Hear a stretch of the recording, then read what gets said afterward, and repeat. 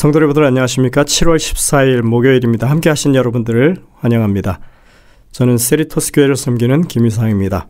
이제 기도하시고 시작하겠습니다. 하늘에 계신 아버지 하나님, 저에게 생명 주시고 이 하루의 삶을 영위하게 하시니 감사를 드립니다. 오늘도 우리의 구주 되시는 주님의 말씀에 유의하며 하나님의 백성으로서 마땅히 행해야 할 일들을 저희들이 깨닫고 실행하는 저희들의 삶이 될 수 있도록 인도하여 주시옵소서. 이 아침에도 주님 앞에 무릎 꿇어 간절한 소원을 아뢰는 주의 백성들의 탄원을 들어주시고 그 모든 기도가 주의 인도하심 가운데 이루어질 수 있도록 섭리하여 주시옵소서. 주님, 질병으로 고통당하는 주의 백성들이 있습니다. 참으로 그들의 연약한 육신에 강건함을 허락하여 주시고 치유함을 허락하여 주셔서 하나님께서 우리와 함께 하시며 우리를 고치시는 분이라고 하는 분명한 확신을 가지고 생애할 수 있도록 인도하여 주시옵소서. 오늘도 저희들이 말씀을 펴고 성령의 인도하심을 구하오니 주의 은혜가 저희의 심령을 가득 채우는 이 시간이 될 수 있도록 도와주시고 하나님의 주시는 말씀에 대하여 분명한 깨우침을 가질 수 있도록 인도하여 주시옵소서. 이 시간 내내 우리와 함께하여 주시옵기를 예수님의 이름으로 기도드립니다. 아멘. 오늘 목요일 제목은 불시험입니다. 이 불시험과 관련된 성경절 저희가 지난주에 기억절이었습니다. 베드로전서 4장 12절 13절에 있는 말씀을 봉독하겠습니다. 사랑하는 자들아, 너희를 연단하려고 오는 불시험을 이상한 일 당하는 것 같이 이상히 여기지 말고 오히려 너희가 그리스도의 고난에 참여하는 것으로 즐거워하라. 이는 그의 영광을 나타내실 때에 너희로 즐거워하고 기뻐하게 하려 함이라. 아마도 이 성경절이 오늘 제목에 꼭 맞는 말씀일 것입니다. 베드로가 이 편지를 보낼 때인 기원 후 60년대 중반에 예견되는 시련과 핍박이라고 하는 것은 바로 네로 황제의 기독교 핍박으로 생각할 수 있습니다. 당시 네로는 폭정과 살인을 일삼고 있었던 때였고 로마시의 원인을 알 수 없는 화재가 일어나고 6일 동안 로마시 전체를 태울 만큼 피해가 컸습니다. 네로는 이러한 위기를 기독교인들을 희생양으로 삼아서 위기를 탈출하고자 했습니다. 기독교인들은 이미 로마 안에서 고대 로마 신들과 황제 숭배를 거부하는 반사회적인 집단으로 인식되어 있었습니다. 또 일반적인 사회 활동을 잘 동참하지 않는 그런 사람들로서 경멸과 비난의 대상이 되어 있었습니다. 화재 당시에 공교롭게도 유대인과 기독교인 거주 지역에만 화재 피해를 입지 않아서 그들이 방화범으로 지목받는 그런 데도 도움이 되었습니다. 기독교인들이 전하는 새로운 왕, 즉 메시아에 대한 이야기는 반역처럼 들렸고 그들은 권력도 없는 집단이기 때문에 정치적인 희생양으로 삼기에 적절했던 것으로 봅니다. 역사가 수에토니우스는 기독교인들에 대한 박해를 기술할 때 그들에 대해서 새로운 사악한 미신에 사로잡힌 사람들이라고 표현했습니다. 또 다른 역사가 타키투스도 매우 위험한 미신이라고 그 신앙을 비하하고 있습니다. 그 당시에 얼마나 왜곡된 시선으로 기독교를 바라봤는지 그 편견에 대해서 우리가 알 수 있는 대목인 것입니다. 많은 기독교인들이 짐승의 가죽을 입혀서 개에게 물려 죽게 하거나 원형 경기장에서 사자의 밥이 되거나 심지어 십자가에 처형하는 일들이 일어났습니다. 개 중에 어떤 사람들은 자신의 정원에다가 나무를 세워놓고 그들을 묶어 기름을 발라 화형에 처함으로 인간 횃불로 정원을 밝혔다고도 합니다. 도무지 사람으로서는 할 수 없는 그런 일들을 통해서 정말 맹렬한 핍박이 초기 기독교에 불어닥쳤습니다. 이런 것을 두고 불시험이라고 말할 수 있는 것입니다. 베드로가 예견하고 있는 이 시련과 고난은 바로 이런 정도의 핍박을 포함합니다. 그런데에도 그런 핍박에 대해서 이상한 일 당하는 것 같이 이상히 여기지 말고 오히려 너희가 그리스도의 고난에 참여하는 것으로 즐거워하라고 지금 권면합니다. 물론 이러한 핍박이 공식적으로 모든 곳에서 일어난 것은 아니었습니다. 일부 지역에서 특정한 상황 가운데 일어나는 일들이었습니다. 바울이 히브리서를 기록하던 때가 아마도 이런 핍박이 있기 전의 상황일 수 있는데 바울은 아직은 피 흘리기까지는 대항하지 않았다라고 이렇게 말하고 있습니다. 어쨌든 이러한 핍박이 이제 다가오는 시점에 사도들의 이 권면은 참으로 하나님께 대하여서 더 굳건한 믿음을 가지고 하나님의 인도하심에 맡기라고 하는 그런 권면인 것입니다. 사단은 언제든지 참된 하나님의 백성들을 향해서 이런 핍박을 재현할 수 있습니다. 이런 것이 오늘날 교회의 상황이라면 어쩌면 우리 생각에 이제는 교회가 끝났다, 문 닫고 망해버릴 것이라고 생각할지 모르겠습니다. 근데 여러분들, 이러한 네로의 박해는 시작에 불과했습니다. 그로부터 250년간이나 로마 제국 내에서는 유대인, 기독교인 핍박이 더 거세게 일어납니다. 그런데도 교인 수는 줄어들지 않았고 더 들불처럼 번져나갔습니다. 사실 AD 313년에 콘스탄티누스 황제가 기독교를 공인하게 된 배경을 사람들이 이야기할 때 그것이 그저 그가 크리스찬이 됐기 때문이 아니라 오히려 정적인 계산 때문에 그렇게 했다고 말합니다. 사람들이 당시의 기독교인 숫자를 산정할 때 로마 전체 인구의 5% 내지는 많게 10%까지로 추산합니다. 근데 여러분들, 이건 절대로 무시할 수 없는 대단한 숫자입니다. 당시에 로마는 상당히 혼잡했었고 계속해서 분열과 반란이 일어나던 그런 때였습니다.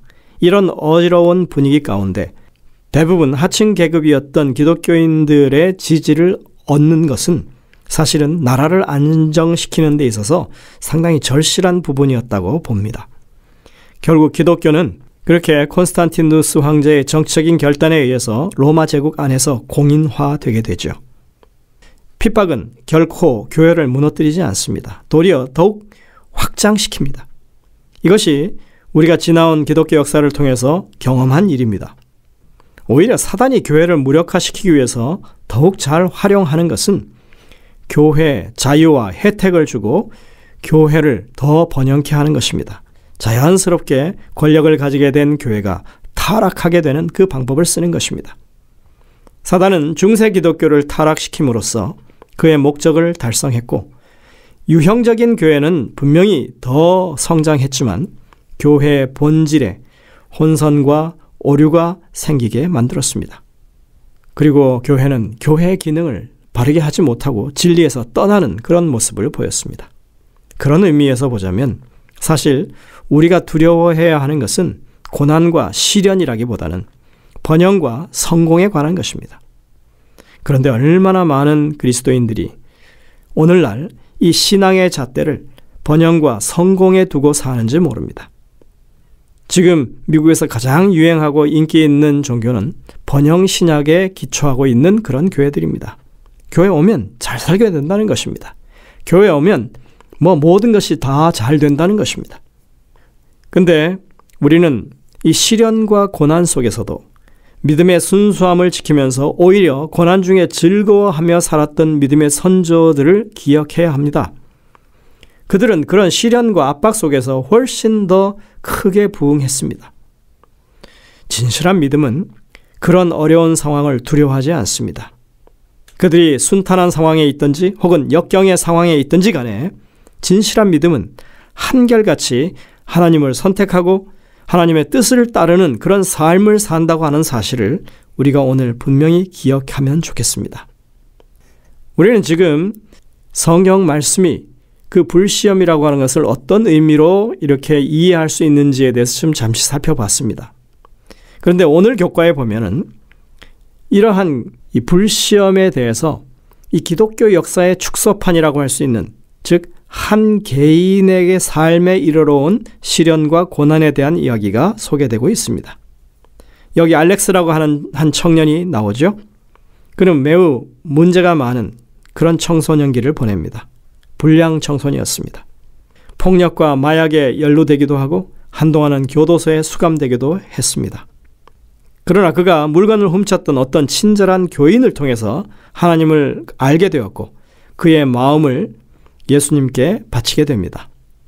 그가 비록 여전히 남아있는 과거의 습관들로 인해서 힘들어하는 과정이 있었지만 그럼에도 그는 예수님 안에서 새 사람이 됩니다. 그는 하나님을 사랑했고 그분의 명령에 순종함으로써 그 사랑을 표현하기를 마음으로 원했습니다. 어느 순간 알렉스는 목회자가 되어야겠다는 강렬한 끌림을 받습니다. 모든 상황이 그 방향을 가리켰습니다. 그는 아무런 의심도 없이 하나님의 부르심에 응답했습니다. 처음에 신학교 생활은 잘 되는 것처럼 보였습니다. 그런데 일이 하나둘씩 꼬이기 시작했고 그의 삶은 흐트러지기 시작합니다. 재정이 바닥나기 시작했습니다. 가까운 친구도 등을 돌립니다. 억울한 누명까지 쓰게 되고 알렉스의 평판은 점점 나빠져 갑니다. 게다가 건강까지 나빠졌는데 그 이유를 알 수가 없었습니다. 그것 때문에 학업에 지장이 초래되었고 마침내 학교를 완전히 포기해야 하지 않을까 하는 그런 두려움에 쌓이게 됩니다. 무엇보다도 그는 마약에 손을 대고 싶은 강렬한 유혹과 지금 투쟁하고 있었는데 마음을 먹기만 하면 인근에서 얼마든지 손쉽게 마약을 구할 수가 있었습니다. 마약의 유혹은 너무나 강렬했습니다. 알렉스는 왜 이런 일들이 자기에게 일어나는지 도저히 이해할 수가 없었습니다. 특별히 그는 주님의 인도를 따라 신학교에 왔다고 확신하고 있었습니다. 그런데 왜 이런 일이 생기고 자기의 길이 막히는지, 그가 가졌던 그 확신이 잘못된 것은 아닌지, 그렇다면 그가 하나님과 가졌던 모든 경험은 다 가짜였는가? 그 믿음의 근본적인 회의가 그에게 밀려오기 시작했습니다. 이런 일이 충분히 있을 수 있죠. 제가 아는 어떤 남가주 화폐의 어떤 목사님도 비슷한 그런 과정을 거쳐서 지금 현재 목회를 하고 계신 분이 계십니다. 이런 위기에 빠진 알렉스가 만약 여러분을 찾아와서 이거 어떻게 하면 좋겠느냐고 조언을 구한다면 여러분들은 무슨 말을 해주시겠습니까? 알렉스와 같은 사람에게 도움이 될 만한 경험을 여러분들이 한 적이 없기 때문에 아마 난처할지도 모르겠습니다. 만약 그에게 적절한 성경절을 줘야 한다면 어떤 것이 되겠습니까? 하나님을 따른다고 고백하는 대부분의 사람들이 하나님의 인도하심을 의심하게 되는 위기를 맞습니다. 그러한 순간에 중요한 것은 하나님의 약속을 붙잡고 지금까지 나를 인도하신 하나님의 손길을 기억하면서 믿음과 인내를 달라고 기도하는 것입니다. 하나님은 결코 우리를 포기하실 분이 아니십니다. 여기서 우리가 중요하게 바라봐야 하는 것은 다가오는 시험에 혹은 우리에게 닥쳐온 그 시련에 집중하지 않고 하나님의 섭리와 하나님의 돌보심에 우리가 집중해야 한다고 하는 것입니다. 고난에 집중하다 보면 우리는 방향을 잃게 될 것입니다. 그러나 하나님께 우리의 시선을 고정시키면 그 어떤 상황에서도 우리는 길에서 어긋나는 삶을 살지 않을 것이라고 하는 것입니다. 이것이 가장 중요한 부분입니다. 영감의 교훈에 보면 이런 말을 합니다. 낙담과 의심에서 벗어나려면 사랑하는 형제자매여, 사단이 그대들의 마음을 낙담과 우울과 의심으로 채우고자 하거든 그의 제안들을 물리치라. 모든 죄에서 깨끗하게 해주시는 예수님의 피를 그에게 말해주라. 그대는 유혹자의 능력에서 그대 자신을 건져낼 수 없다. 그러나 그 귀중한 피의 공로를 제시할 때 그는 떨며 도망할 것이다. 증언보감 2권 110쪽에 있는 말입니다. 여러분들, 기독교 역사에서 있었던 이런 제도적이고 아주 국가적인 핍박만이 불시험이 아닙니다. 우리 개인에게 닥치는 정말 어떻게 보면 개인적인 시련 같지만 그것이 하나님과의 관계를 단절시킬 만큼 우리에게 흔들림을 가져다 줄 수 있는 불시험이 될 수 있는 것입니다. 우리가 어떻게 하면 이런 시험 가운데서 하나님께 집중을 할 수 있겠습니까? 사실 이것은 아주 단순한 해답이 주어져 있습니다. 매일 매순간 하나님과 교통하며 하나님을 신뢰하는 삶을 살아가는 것입니다. 매일 정말 절실하게 하나님께 메어 달리는 기도의 삶을 사는 것입니다. 사람들은 이렇게 말씀 보고 기도한다고 하는 것을 아주 가볍게 여깁니다. 대단한 묘수가 아니라고 보는 것입니다. 그러나 여러분들, 이것은 정말 우리 그리스도인 삶에 활력을 가져다 주고 힘을 북돋아 주고 믿음을 더욱더 강건하게 하는 좋은 방법입니다. 예전에 저희 아버님 생전에 가끔 하시던 이야기가 있습니다. 사람에게 밥이 보약이다. 누구나 다 아마 들어보신 말씀일 것입니다. 하지만 저는 어릴 때부터 이런 말을 계속 들었습니다. 우리가 그리스도인으로서 어떻게 굳건한 믿음을 가지게 될 것인가? 밥이 보약이다. 이렇게 생각하게 되었습니다. 매일의 삶에서 기도하고 말씀을 묵상하며 살아가는 것. 일상적인 일 같지만 이것이 우리 신앙에서는 보약효과 같은 것입니다. 이것이야말로 우리에게 다가오는 이 불시험 속에서 우리의 믿음을 포기하지 않게 하는 정말 좋은 그리고 유일한 방법이라고 하는 것을 우리가 분명하게 기억하면 좋겠습니다. 여러분들이 오늘도 이 아침에 그렇게 하나님을 붙드시는 여러분들의 삶이 되시기를 간절히 바랍니다. 기도하시겠습니다. 하늘에 계신 아버지 하나님, 참으로 이 기독교의 역사가, 우리 믿음의 여정이 시련과 고난 속에서 그렇게 하나님을 더욱더 굳건하게 붙잡고 걸어온 역사라고 하는 것을 우리가 살펴봤습니다. 우리 개인의 삶 가운데서도 매일 매순간 닥쳐올 수 있는 시련과 고난 속에서 하나님을 더욱더 굳건하게 붙잡고 또 그렇게 신뢰할 수 있는 저희들 되기 위하여 매일 매순간 주님을 신뢰하며 말씀을 우리 곁에 두는 그런 저희의 삶이 되게 인도하여 주옵소서. 지금 현재 여러 가지 고난 가운데 정말 하나님의 도우심을 구하는 주의 백성들이 있습니다.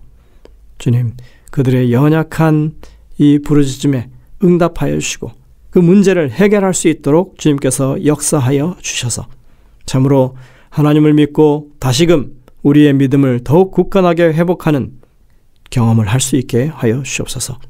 오늘 이 하루의 삶도 주님께 맡겨옵니다.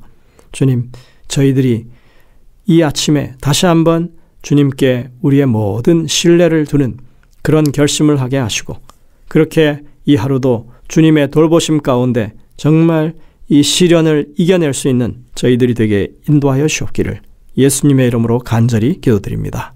아멘.